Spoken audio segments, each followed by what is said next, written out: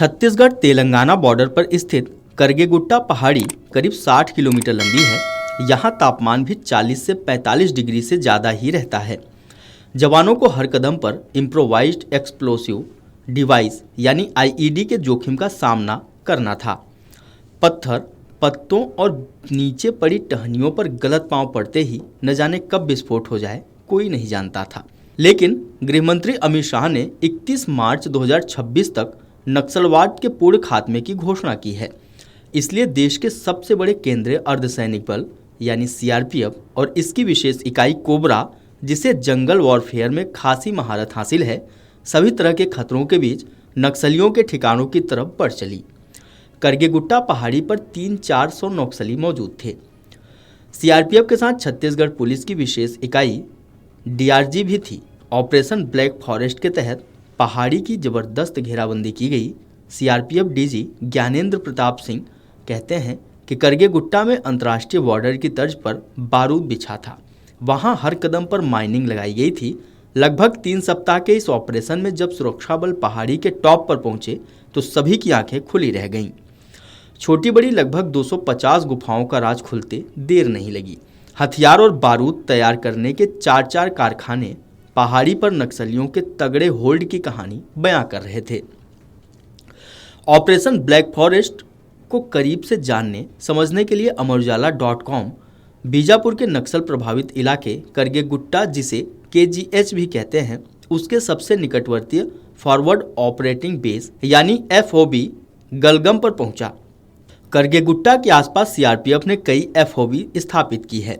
यहीं से सभी तरह के सर्च एवं दूसरे ऑपरेशन लॉन्च होते हैं। FOB को देखने पर पता चलता है कि सीआरपीएफ कितनी मुश्किलों का सामना करते हुए FOB स्थापित करती है।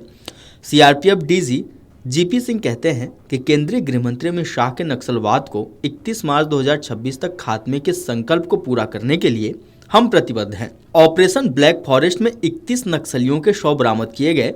ऐसा भी संभव है कि इस संख्या से परे भी कई नक्सली घायल हुए हों या मारे गए हों। यह ऑपरेशन 1200 वर्ग किलोमीटर के क्षेत्र में चलाया गया, इसलिए यह अभी तक का सबसे बड़ा अभियान रहा। हजारों जवानों को इस अभियान में शामिल किया गया। बतौर जीपी सिंह, एक साथ इतनी बड़ी संख्या में नक्सलियों का खात्मा इससे पहले कभी नहीं हुआ। पहली बार ही यहाँ इस सेक्टर में मिला है और ऊपर जो बीजीएल शेल्स हैं, ये भी सब इनके अपने वहीं उसी जगह पे कारखाना था जिसमें लोग बनाते थे और बना के फिर इसको यूज़ करते थे। हमारे जितने भी कैंप्स अटैक हुए हैं वो सारे कैंप्स में इसी तरह के बीजीएल सेल्स इन्होंने इस्तेमाल किए हैं। आईडीज यहाँ कोई लाए नहीं है, आईडी सब ऊपर ही डिस्ट्रॉय कर दिए थे। लगभग 400 से ज़्यादा मिले थे वहाँ पर। ये क्या कितनी आईडीज थी? लगभग बुलेट है 400 के आसपास। बुलेट कहाँ से लाते हैं? ये भी सब बनाई हुई है। अच्छा, ये सब बनाया हुआ है और वहीं पूरी फैक्ट्री, ये सारी फैक्ट्री वहाँ पे इनकी टीडी सेल बोलते हैं, technical division cell, lathe machine, इनकी सारी मशीन जो बनाने की जनरेटर्स मिले हैं। पहाड़ी को घेरने की यह कार्रवाई 1-2 सप्ताह की तैयारी का परिणाम नहीं थी, बल्कि इस पर महीनों से काम चल रहा था। ऑपरेशन में शामिल एक अधिकारी ने बताया कि पहाड़ी पर जाने से पहले हर तरह के नुकसान को ध्यान में रखकर रणनीति तैयार की गई थी। इस ऑपरेशन में शामिल जवानों की सटीक संख्या बताना ठीक नहीं होगा, लेकिन ये कह सकते हैं कि इसके लिए हजारों जवानों को तैयार किया गया था। पहाड़ी 60 किलोमीटर लंबी थी। नक्सलियों ने लंबे समय से वहां ठिकाने बना रखे थे। ये बात सुरक्षा बलों को मालूम थी। तकनीकी उपकरण और मैनुअल इंटेलिजेंस के जरिए यह जानकारी मिली कि वहां पर 300 से 400 की संख्या में नक्सली मौजूद हैं। इसलिए ऑपरेशन में हेलीकॉप्टर, ड्रोन और दूसरे तरह के मॉडर्न गजेट का इस्तेमाल किया गया। Dog squad, IED detector team और दूसरे एक्सपर्ट साथ थे। शरीर को झुलसा देने वाली गर्मी में पहाड़ पर चढ़ना आसान नहीं था। हर जगह पर आईईडी का खतरा था। इस ऑपरेशन में सीआरपीएफ और दूसरे बलों के 18 जवान भी घायल हुए हैं।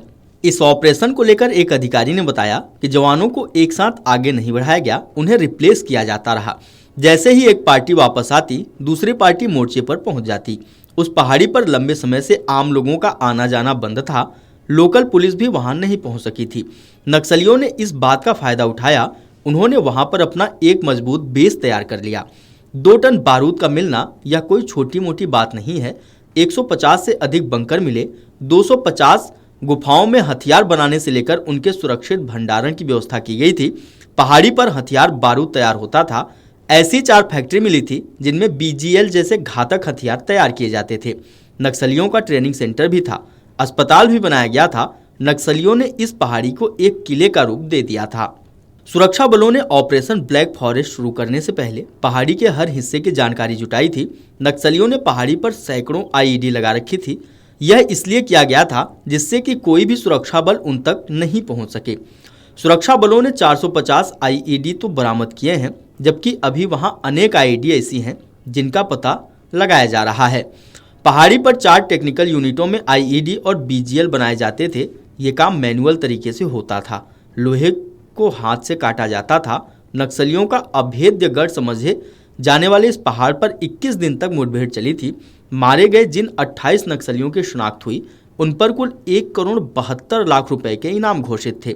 नक्सलियों के सबसे मजबूत सशस्त्र संगठन पीएलजीए बटालियन, सीआरसी कंपनी और तेलंगाना स्टेट कमेटी के कॉडर के कई शीर्ष नेताओं की वहां मौजूदगी रही थी। इस पहाड़ी पर संचालित अभियान में विभिन्न सूचना एजेंसियों से लगातार इनपुट लिए जाते रहे। सीआरपीएफ के शीर्ष अफसरों के अलावा आईबी के अधिकारी भी इस अभियान पर नजर रख रहे थे। हर तरह की सूचना जुटाकर इस अभियान को शुरू किया गया था। इस अभियान में अब तक कुल 214 नक्सली ठिकाने और बंकर नष्ट किए जा चुके हैं। तलाशी के दौरान कुल 450 IED, 818 BGL shell, 899 bundle codex, detonator और भारी मात्रा में विस्फोटक सामग्री बरामद की गई है। लगभग 12,000 किलोग्राम खाने पीने का सामान भी बरामद किया गया है। वीडियो डेस्क अमरउजाला.com। अगर आप ये वीडियो YouTube पर देख रहे हैं तो हमारे चैनल को सब्सक्राइब कर बेल आइकन दबाएं और Facebook पर देख रहे हैं तो हमारे पेज को लाइक करें।